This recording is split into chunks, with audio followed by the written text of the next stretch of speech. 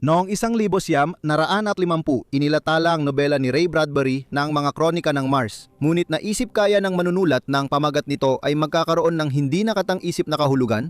Matapos ang 70 taon, milyon-milyon ang sumusubaybay sa balita mula Mars.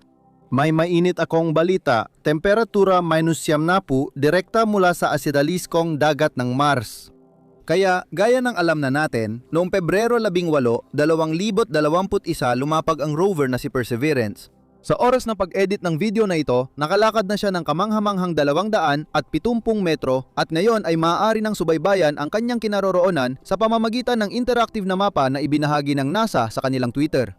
Nasa description sa ibaba ng video ang link ng mapa. Ipinagmamalaki rin ng mga siyentipiko ang pagkakatuklas ng tunay na mabatong kapatagan. Oo naman, ngayon makikita na ng lahat ang panoramic na larawan ng mga bato sa Mars. Mahirap para sa rover magtrabaho sa ganitong kondisyon, pero huwag mag-alala, ang gulong ni Perseverance ay gawa para sa mas matitinding pagsubok. Tinitiyak ng mga gulong ang matibay na kapit ng rover sa lupain ng Mars gamit ang mga individual na makina, titanium na spokes at tubo at 48 pangkapit sa lupa. Siyempre, ang mga bato na may taas na 40 sentimetro ay hindi problema para dito. At hindi pa dyan nagtatapos ang lahat. Dahil may umiikot na makina ang harap at likurang gulong, kayang mag-360 degree na ikot ang Mars rover at iwas ang pagdulas. Sana maipatupad ni Trexis ang teknolohiyang ito. Sobrang astig nito na mapapahanga ka sa henyo ng mga siyentipiko at mga nagdisenyo ng aparatong ito. Pero bakit kaya araw-araw ay nawawalan ng maraming nerve cells ang mga talentong ito? Siyempre, bawat may talento ay nag-aalala sa sarili nilang obra. Bawat hakbang at pagkadapa ay emosyonal na karanasan para sa kanila. Lubos akong umaasa na ang nanonood ng aking channel ay yung mga talagang nahuhumaling sa paksang ito at interesado sa mga hiwaga hindi lang ng kanilang sariling planeta kundi pati ng buong universo. Naniniwala ka ba sa mga sinabi ni Vanga? Makakakita tayo ng buhay sa kalawakan at malalaman kung paano nagsimula ang buhay sa daigdig. Sapagkat sa pag-aaral natin ng kalawakan, mas marami tayong natutuklasan tungkol sa ating sarili at sa ating tahanan na tinatawag na daigdig. Balikan natin ang bida ng ulat, ang Mars rover Perseverance at ang kanyang alagang drone na Ingenuity. Siya mismo ang nagdulot ng matinding kaba sa kanyang mga lumika. Unang lipad. Dapat sana ay lumipad na ang drone noong 8 ng Abril. Pagkatapos ay inilipat ito sa 11, ngunit sa kasamaang palad hindi natuloy. Sa madaling salita, inanunsyo ng press service ng NASA sa mga sumusubaybay sa kronika ng Mars na ang paglipad ay hindi magaganap bago Abril 14. Ano nga ba ang nangyari? Kamakailan, nagpadala si Perseverance ng magandang selfie kasama ang drone papuntang Earth. At ang dahilan nito ay ang software na nagkaroon ng aberya. Sa kasamaang palad, mahina pa ang coverage ng open wifi sa Mars kaya natagalan ng update. Sa tingin ko, pwedeng patawarin ng mga eksperto sa ganitong pagkakamali dahil ang manipis na atmosfera ng Mars ay 1% lang ng atmosfera ng daigdig. Sa ganitong kondisyon, pwedeng malito kahit sino. Buti na update na ang software at alam na natin ang direksyon ni Ingenuity. Tulad ng inaasahan, ang maliit na helicopter na may bigat na 1.8 kilo ay may dalawang malalakas na magkapatong na propeller na may diametrong 1.2 metro.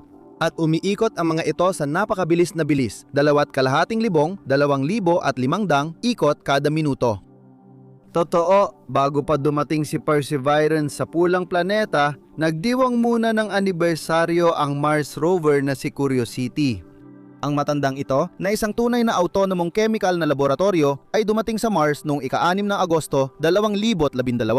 Noong Enero ngayong taon, umabot siya ng 3,000 araw mula na magsimula sa pulang planeta. Habang nag-ooperasyon, nakalikom siya ng isang tunay na arkibo ng mga tanawin sa Mars, at hanggang ngayon ay patuloy siya nagpapadala ng weather report sa daigdig. Umaasa kami na magiging kasing epektibo at matagumpay si Perseverance tulad ng kanyang kasamahan.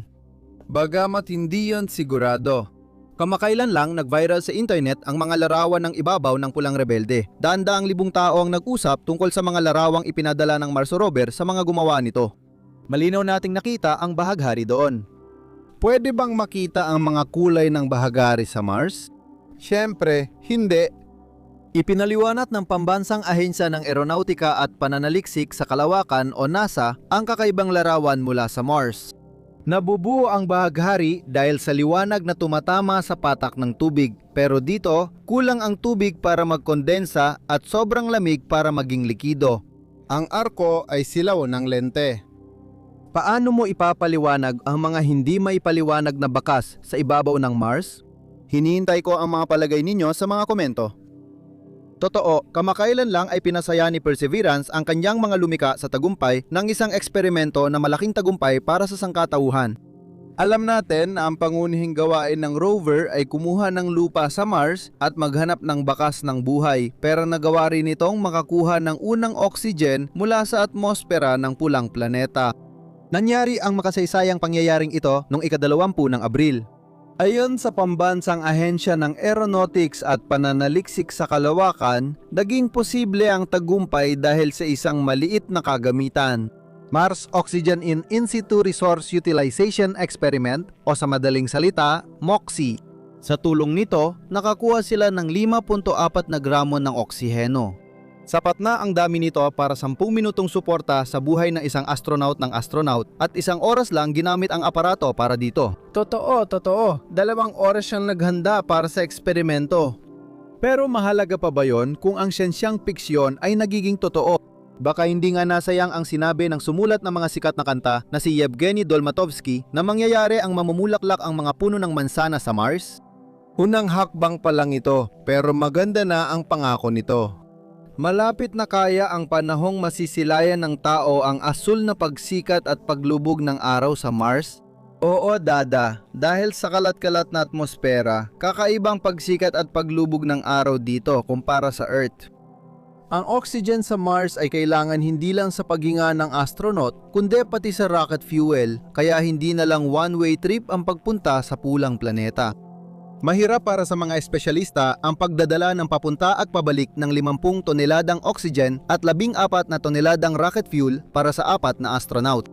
Ngayon, hindi na mukhang imposibleng gawin ang fuel sa mismong lugar dahil sa makabagong teknolohiya ng MOXIE. Ang prinsipyo nito ay paghihiwalay ng oxygen atoms mula sa carbon dioxide molecules. Buti na lang, sa Mars ay sobra-sobra ito, umaabot ng 76%. 6%.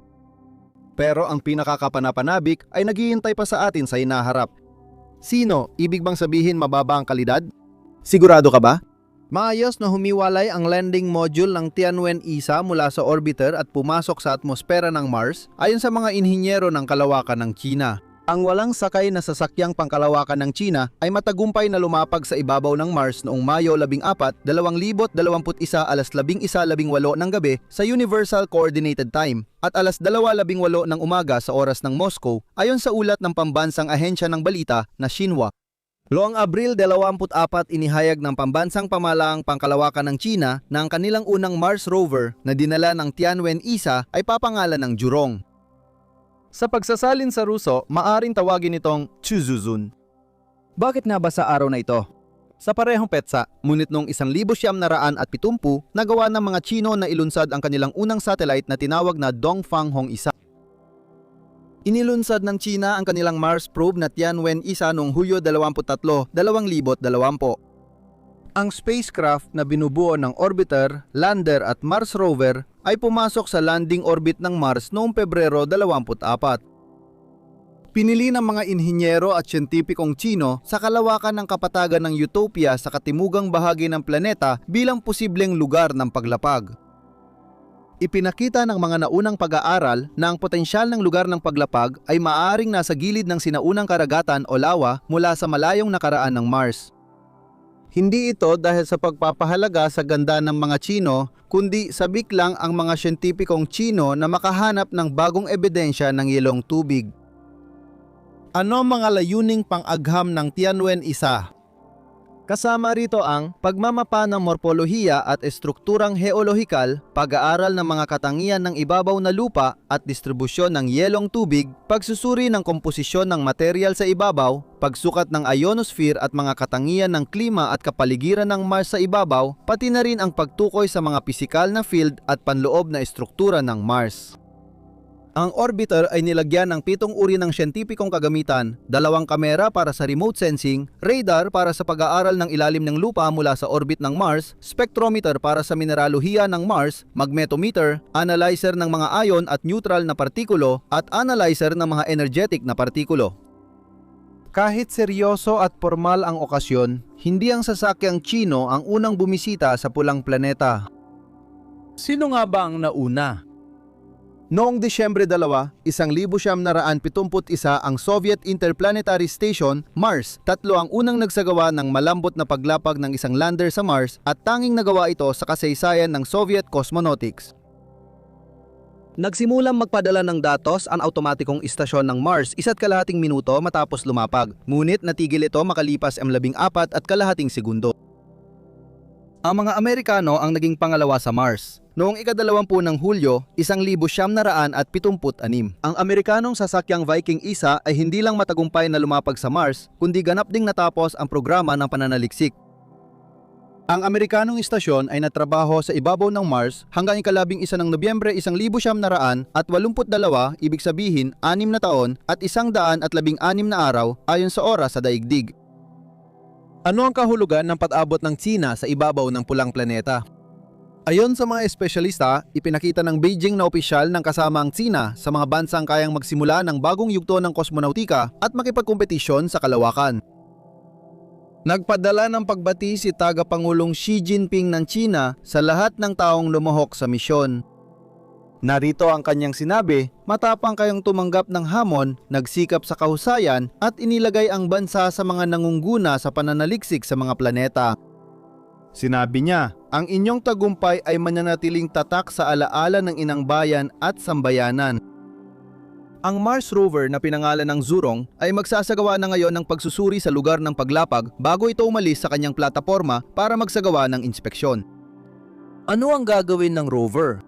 Pag-aaralan nito ang lupa at atmosfera ng ibabaw ng planeta. Maghahanap din si Zhurong ng palatandaan ng sinaunang buhay, pati tubig at yelo sa ilalim ng lupa gamit ang ground radar. Malamang ay sanay na kayo na ang mga salitang Tsino ay malawak ang kahulugan at minsan pilosopikal. Paano isinasalin ang Zhurong mula sa Tsino? Ang Zhurong ay diyos ng apoy sa sinaunang mitolohiyang Tsino at konektado sa tawag ng mga Tsino sa pulang planeta, Hua-Hua-Sing, na nangangahulugang planeta ng apoy. Tanda mo ba si Prometheus ng sinaunang Gresya na nagbigay ng apoy sa tao? Ang apoy ang nagdala ng init at liwanag sa mga ninuno ng sangkatauhan at ang apoy ang nagbigay liwanag sa buong sibilisasyon ng tao. Sabi ni Wu Yanhua, pangalawang administrador ng Chinese Space Administration, ang pagpapangalan ng rover sa Diyos ng Apoy ay simbolo ng pagsimula ng malawakang pananaliksik ng China. Ang Zhu sa wikang Tsino ay nangangahulugang hangarin na sumisimbolo sa mabuting layunin ng tao sa paggalugad ng universo. Ang Rong mula sa Tsino ay ibig sabihin ay integrasyon at kooperasyon na nagpapakita ng pananaw ng Tsina sa mapayapang paggamit ng kalawakan at pagbuo ng komunidad na may iisang kinabukasan para sa buong sangkatauhan. Isa itong halimbawa ng romantikong pananaw sa agham ng mga manggagawang Tsino sa aerospace matapos nilang pangalanan ang mga spacecraft tulad ng Tianwen, Chang'e at Beidou mula sa tradisyonal na kulturang Tsino, na nagpapakita rin ng diwa ng paggalugad at kultural na kumpiyansa ng mga Tsino. Ang Tianwen-1 ay isa sa 3 spacecraft na dumating sa Mars noong Pebrero ngayong taon. Matagumpay na lumapag ang Mars Rover Perseverance ng Amerika noong Pebrero 18 sa malaking bunganga na Jezero Crater, mahigit 2,000 kilometro mula sa Utopia, Planitia. Ang Hope o Al-Amal, ang ikatlong spacecraft na dumating sa Mars nitong Pebrero, ay hindi dinisinyong lumapag. Inilunsad ng United Arab Emirates, kasalukuyan itong umiikot sa Mars at nangongolekta ng datos tungkol sa panahon at atmosfera nito.